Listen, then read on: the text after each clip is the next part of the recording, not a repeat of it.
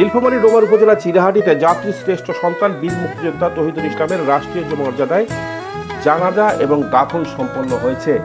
তার মৃত্যুতে এলাকার রাজনৈতিক অঙ্গন এবং শিক্ষক মহল সহ সর্বস্তরে শোকের ছায়া নেমে এসেছে।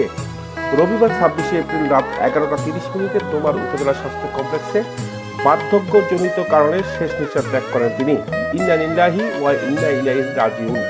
তিনি উপজেলার বগরাবড়ি ইউনিয়নের উকিলপাড়া এলাকার মৃত তসিরউদ্দিন সরকারের দ্বিতীয় পুত্র। সোমবার দুপুরে চিরাহাটি খানকা গ্রামদিয়া ঈদগাহ মাঠে চিরাহাটি পুলিশ তদন্ত কেন্দ্রের ইনচার্জ আব্দুল গফুরের নেতৃত্বে রাষ্ট্রীয় মর্যাদায় গার্ড অফ অনার প্রদান করা হয়। রাষ্ট্রীয় মর্যাদায় সশস্ত্র সালাম দিবে। সশস্ত্র সালাম।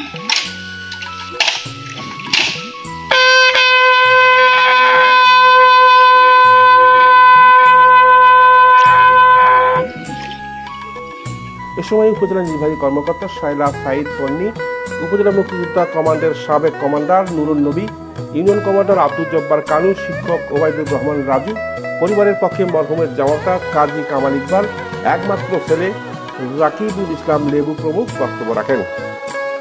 আমি উপজেলা প্রশাসনের পক্ষ থেকে তার প্রতি গভীর শ্রদ্ধা জ্ঞাপন করছি।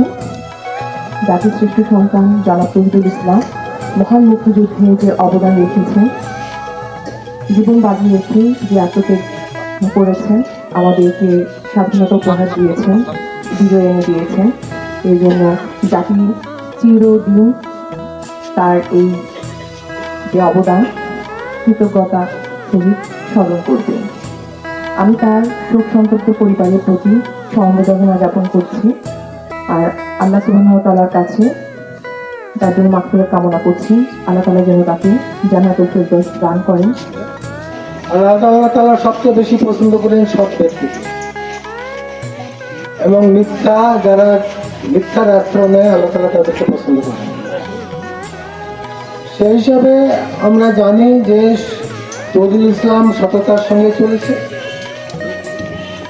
এবং মিথ্যা কথা বলতো না। এই হিসাবে আমরা আশাবাদী যে আল্লাহ তাআলা তাকে জান্নাতুল ফেরদৌসের চাকরি করে দেবেন। তার জানাজায় উপজেলা মুক্তিযোদ্ধা কমান্ডার আহ্বায়ক আব্দুল জব্বার, পৌর কমান্ডার ইলিয়াস হোসেন, বগরাবড়ি ইউনিয়ন পরিষদের চেয়ারম্যান রিয়াজুল ইসলাম কালু সহ উপজেলার সকল মুক্তিযোদ্ধা ছাড়াও হাজারো জনতা উপস্থিত ছিলেন। পরে সেখানে জানাজার নামাজ শেষে মরহুমের বাড়ির পাশে পারিবারিক কবরস্থানে লাশ দাফন করা হয়। আল্লাহু আকবার, আল্লাহু আকবার, আল্লাহু আকবার, আল্লাহু আকবার। আসসালামু আলাইকুম ওয়া রাহমাতুল্লাহ।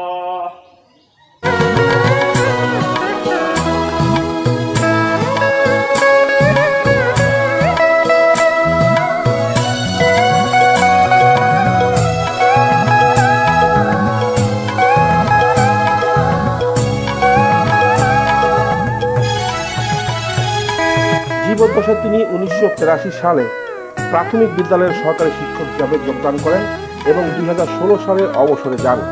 মৃত্যুকালে তার বয়স ছিল 70 বছর। তিনি এক ছেলে, 2 মেয়ে, 6 জন নাতি সহ অসংখ্য গুণগ্রাহী রেখে গেছেন। আনিসুর রহমান মানিক, সার্কি নিউজ।